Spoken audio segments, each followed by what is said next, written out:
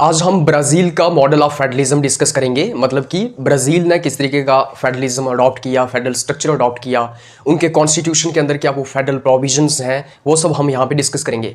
जब मैं ब्राज़ील की बात करता हूँ, ब्राज़ील एक लैटिन अमेरिकन कंट्री है। मतलब कि साउथ अमेरिका में एक कंट्री आती है जिसको ब्राज़ील कहा जाता है। ब्राज़ील 5th लार्जेस्ट कंट्री है वर्ल्ड की, मतलब कि 5th largest country of world है। तो यहाँ से आपको ये समझ आ रहा होगा कि इतनी बड़ी कंट्री में फेडरल सिस्टम तो चाहिए था।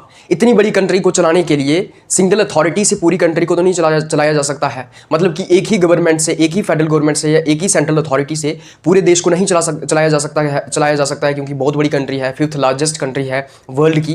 तो इसलिए वहाँ पे फेडरल सिस्टम चाहिए था। हमने देखा है कि ब्राज़ील जो है वो कॉलोनी हुआ करती थी ब्रिटिशर्स की। उसके बाद ब्राज़ील ने इंडिपेंडेंस हासिल की।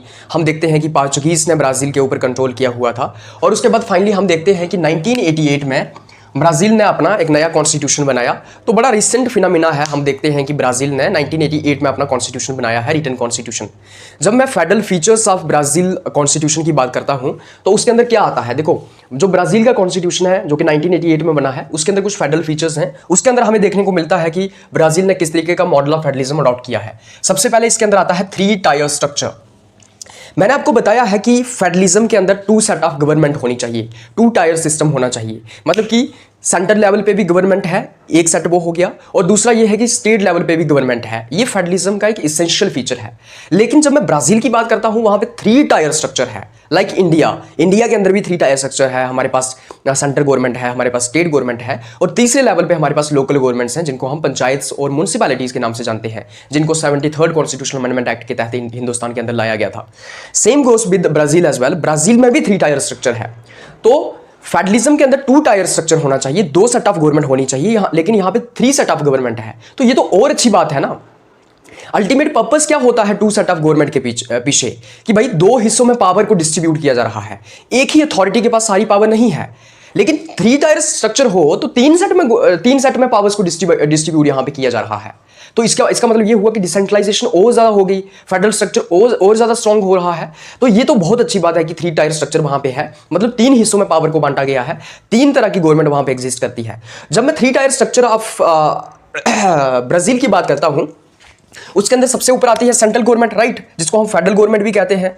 जिसको कौन गवर्न करता है, तो प्रेसिडेंट उसको गवर्न करता है। तो सेंट्रल गवर्नमेंट के लेवल पे प्रेसिडेंट होता है उनका, जो उसको गवर्न करता है। जैसे इंडिया के अंदर सेंट्रल लेवल पे कौन होता है, प्राइम मिनिस्टर होता है। उसी तरीके से वहां पे सेकंड आती है स्टेट गवर्नमेंट, जो कि स्टेट्स की लेवल पे होती है। तो स्टेट के लेवल पे जब मैं गवर्नमेंट की बात करता हूं, वहां पे उसको गवर्नर रूल करते हैं, गवर्नर गवर्न करते हैं, राइट। तो जैसे मैं अपने हिंदुस्तान में स्टेट्स की बात करता हूं, तो स्टेट्स की गवर्नमेंट को कौन रूल करता है, तो सीएम करता है, चीफ मिनिस्टर करता है। तो यहां पे गवर्नर करता है। उसके बाद वहां पे आती है लोकल गवर्नमेंट, जिनको म्युनिसिपैलिटीज के नाम से भी जाना जाता है। तो तीसरे लेवल पे वहां पे म्युनिसिपैलिटीज आती हैं, जिनको मेयर गवर्न करता है, मेयर, राइट। जैसे हमारे हिंदुस्तान में पंचायत को जो है वो अपना सरपंच जो है गवर्न करता है। उसके बाद हम देखते हैं कि म्युनिसिपैलिटीज को हमारे यहाँ काउंसिलर वगैरह होते हैं, वो गवर्न करते हैं। तो ऐसे ही वहां पे भी होता है। वहां पे सेंट्रल गवर्नमेंट को प्रेसिडेंट गवर्न करता है, स्टेट गवर्नमेंट को जो है वो गवर्नर गवर्न करता है, और लोकल गवर्नमेंट्स को या म्युनिसिपैलिटीज को मेयर गवर्न करता है। ये जो तीनों लोग हैं ना, जैसे प्रेसिडेंट हो गया, गवर्नर हो गया और मेयर हो गया, इनको डायरेक्टली लोग चुनते हैं। तो प्रेसिडेंट, गवर्नर और मेयर को लोग डायरेक्टली चुनते हैं। लेकिन हिंदुस्तान में क्या होता है, हिंदुस्तान में भी हम देखते हैं कि प्राइम मिनिस्टर को लोग डायरेक्टली चुनते हैं, चीफ मिनिस्टर को लोग डायरेक्टली चुनते हैं, और उसी के साथ साथ सरपंचस को या फिर काउंसिलर्स को भी लोग डायरेक्टली चुनते हैं। तो यहाँ पे भी डायरेक्टली लोगों के द्वारा इन तीनों गवर्नमेंट के हेड को चुना जाता है। अब मैं आपको यह बताता हूं कि जो ब्राज़ील है ना, उसको फेडरेटिव रिपब्लिक ऑफ ब्राज़ील कहा जाता है। उसके अंदर 26 स्टेट्स आती हैं और एक फेडरल डिस्ट्रिक्ट आता है। तो पूरे ब्राज़ील के अंदर 26 स्टेट्स हैं, एक फेडरल डिस्ट्रिक्ट है, और ये 26 स्टेट्स और एक फेडरल डिस्ट्रिक्ट फर्दर 5000 के आसपास म्युनिसिपैलिटीज में बटे हुए हैं। तो 5000 म्युनिसिपैलिटीज के 5000 मेयर भी होंगे। 26 स्टेट्स के जो हैं वो 26 गवर्नर्स भी होंगे, जिनको डायरेक्टली लोग चुनेंगे, और उसके बाद एक ओवरऑल तरीके से प्रेसिडेंट होगा सेंट्रल गवर्नमेंट का। तो इस तरीके से वहां पे 3 टायर स्ट्रक्चर है, ये मैंने आपको बता दिया। उसके बाद हम देखते हैं वहां पे डिवीजन ऑफ पावर। तो पावर्स का वहां पे डिवीजन किया गया है उनके कॉन्स्टिट्यूशन के अंदर। और फेडरल फीचर एक काफी इंपॉर्टेंट फेडरल फीचर है। मतलब फेडरलिज्म के अंदर गवर्नमेंट मतलब फेडरलिज्म के अंदर जो है वो डिवीजन ऑफ पावर होनी चाहिए। ये तो काफी एसेंशियल फीचर है। तो वैसा ही वहां पे भी है। वहां पे भी division of power clearly mention की गई है उनके कॉन्स्टिट्यूशन के अंदर। हम देखते हैं कि वहां पे 3 लिस्टें आती हैं। वहां पे 3 तरह की पावर्स आती हैं। एक आती है एक्सक्लूसिव पावर्स। एक्सक्लूसिव पावर्स के अंदर क्या होता है, फेडरल गवर्नमेंट जो है वो कानून बना सकती है, लेजिस्लेट कर सकती है। तो एक्सक्लूसिव पावर्स के अंदर जैसे डिफेंस वगैरह आएगा, टेलीकम्युनिकेशन आएगा, एक्सटर्नल अफेयर्स आएगा। तो ये सब जो नेशनल मैटर्स हैं, जो नेशनल इश्यूज हैं, उनके ऊपर सिर्फ फेडरल गवर्नमेंट ही लेजिस्लेट कर सकती है, मतलब सेंट्रल गवर्नमेंट ही लेजिस्लेट कर सकती है। उसके बाद वहां पे उनके पास ज्वाइंट पावर्स आती हैं। अब ज्वाइंट पावर्स की अगर मैं बात करता हूं तो यहां पे नाम ही सजेस्ट कर रहा है, ये ज्वाइंट पावर्स हैं। इसके ऊपर फेडरल गवर्नमेंट भी लेजिस्लेट कर सकती है, स्टेट्स भी लेजिस्लेट कर सकती है, म्युनिसिपैलिटीज भी लेजिस्लेट कर सकती हैं। तो ज्वाइंट पावर्स ऐसी पावर्स होंगी जिसके ऊपर तीनों तरह की गवर्नमेंट्स जो है वो लेजिस्लेट कर सकती हैं। और उसके बाद उनके पास एक कॉन्करेंट लिस्ट आती है। कॉन्करेंट लिस्ट के ऊपर फेडरल गवर्नमेंट भी लेजिस्लेट कर सकती है, राइट, फेडरल गवर्नमेंट भी लेजिस्लेट कर सकती है, उसी के साथ साथ स्टेट्स भी लेजिस्लेट कर सकती हैं, एक्सेप्ट म्युनिसिपैलिटीज। म्युनिसिपैलिटीज वहां पे क्या नहीं कर सकती हैं, लेजिस्लेट नहीं कर सकती हैं। तो कॉन्करेंट लिस्ट के ऊपर फेडरल गवर्नमेंट भी लॉज बना सकती है, लेजिस्लेट कर सकती है, स्टेट्स भी लेजिस्लेट कर सकती हैं, लेकिन म्युनिसिपैलिटीज वहां पे लेजिस्लेट नहीं कर सकती हैं। So we can see that there is a kind of division of power in Brazil constitution के पावर्स का डिवीजन हुआ है। लेकिन हमें यहां पे ये भी दिख रहा है कि ज्यादा पावर्स इसके पास हैं, फेडरल गवर्नमेंट के पास हैं, क्योंकि फेडरल गवर्नमेंट हर एक लिस्ट के ऊपर जो है वो लेजिस्लेट कर रही है। उसके बाद थर्ड उनके कॉन्स्टिट्यूशन का अगर मैं फीचर देखूं, फेडरल फीचर, तो वो है रिटन कॉन्स्टिट्यूशन। तो मैंने आपको बताया है कि अगर हमें फेडरलिज्म के फीचर्स को देखना है, हमें अगर कॉन्स्टिट्यूशन को क्लासीफाई करना है कि वो कॉन्स्टिट्यूशन फेडरल कॉन्स्टिट्यूशन है या नहीं है, तो हमें यह देखना पड़ेगा कि क्या वो कॉन्स्टिट्यूशन रिटन कॉन्स्टिट्यूशन है। तो हाँ, ब्राजील का कॉन्स्टिट्यूशन रिटन कॉन्स्टिट्यूशन है, जिसको 1988 में लिखा गया था, इनेक्ट किया गया था, इंप्लीमेंट किया गया था, राइट। तो उनका कॉन्स्टिट्यूशन रिटन कॉन्स्टिट्यूशन है, मतलब प्रॉपर क्लियर तरीके से वहां पे सेंट्रल गवर्नमेंट की अथॉरिटी मेंशन की गई है, पावर्स मेंशन की गई है, स्टेट गवर्नमेंट्स की, म्युनिसिपैलिटीज की अथॉरिटीज एंड पावर्स को क्लियरली मेंशन किया गया है, ताकि किसी भी ग्रे एरिया को खत्म किया जाए, ताकि ब्लैक एंड व्हाइट तरीके से बिना किसी कंफ्यूजन के हमें यह पता चल सके कि सेंटर की और स्टेट की पावर्स क्या है। उसके बाद हम देखते हैं यहाँ पे पावर्स को क्लियरली डिमार्केट किया गया है इन दिस रिटन कॉन्स्टिट्यूशन। उसके बाद हम देखते हैं फोर्थ, इसके अंदर आता है बाइकैमरलिज्म। जब मैं बाइकैमरलिज्म की बात करता हूं, इसका मतलब यह हुआ कि दो हाउसेस हैं उनके पार्लियामेंट के अंदर या उनके कांग्रेस के अंदर, या जो भी उनका लेजिस्लेचर है सेंट्रल लेवल पे, वहां पे दो हाउसेस होंगे। जैसे कि मैं इंडिया की बात करूं तो इंडिया के अंदर हमारे पार्लियामेंट के अंदर दो हाउसेस हैं, एक हो गया लोकसभा, एक हो गया राज्यसभा। यहां पे भी हम देखते हैं, जैसे हम राज्यसभा की बात करते हैं, राज्यसभा के अंदर स्टेट्स को रिप्रेजेंटेशन मिला है, लोकसभा के अंदर लोगों को रिप्रेजेंटेशन मिला है, लोगों के रिप्रेजेंटेटिव्स वहां पे चुन के जाते हैं। पूरे इंडिया को लोकसभा जो है रिप्रेजेंट करती है, पूरी इंडिया से जो है वो अलग अलग एमपीज चुन के जाते हैं, पूरे इंडिया को कॉन्स्टिट्यूएंसीज में डिवाइड कर दिया जाता है, एंड देन जनरल इलेक्शंस होती हैं और लोकसभा के अंदर एमपी चुन के जाते हैं। स्टेट्स के अंदर स्टेट्स के रिप्रेजेंटेटिव्स या फिर स्टेट्स जो है अपने रिप्रेजेंटेटिव्स भेजती हैं राज्यसभा के अंदर। इस तरीके से इंडियन पार्लियामेंट में होता है। वैसे ही हम देखते हैं कि ब्राजील के अंदर जो उनका नेशनल लेजिस्लेचर है, जैसे हमारा पार्लियामेंट है, उनका जो नेशनल लेजिस्लेचर है उसको कांग्रेस के नाम से जाना जाता है, नेशनल कांग्रेस के नाम से। वहां पे भी दो हाउसेस आते हैं, एक आ गया सीनेट और दूसरा हो गया चैम्बर ऑफ डिप्यूटीज। सीनेट जो है वो अपर हाउस है उनका, हमारे राज्यसभा की तरह। चैम्बर ऑफ डिप्यूटीज जो है उनका लोअर हाउस है, हमारे लोकसभा की तरह। सीनेट के अंदर क्या होता है, स्टेट्स जो है वो अपना रिप्रेजेंटेशन भेजती हैं, हर एक स्टेट जो है वो 3 मेंबर्स भेजती है। So irrespective of their size, population, हर एक स्टेट इक्वली 3 मेंबर्स जो है वो सीनेट के अंदर भेजती है, राइट। जैसे अगर यहाँ पे 26 स्टेट्स हैं तो हर एक स्टेट्स में से जो है वो 3 मेंबर्स जो है वो सीनेट के अंदर जाएंगे। तो फर्क नहीं पड़ता है कि कोई स्टेट अगर बड़ी है, उसकी पॉपुलेशन ज्यादा है, कोई स्टेट छोटी है, दोनों स्टेटों में से हर एक स्टेट में से एक तरीके से इक्वल तरीके से जो है मेंबर्स चुन के जाएंगे, बिना उनकी पॉपुलेशन के बेसिस के ऊपर।